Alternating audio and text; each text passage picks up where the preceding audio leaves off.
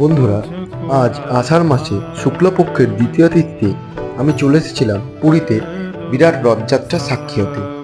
আপনারা একদম ডান দিকে যে রথটি দেখছেন, এটিতে জগন্নাথদেব অধিষ্ঠান আছে।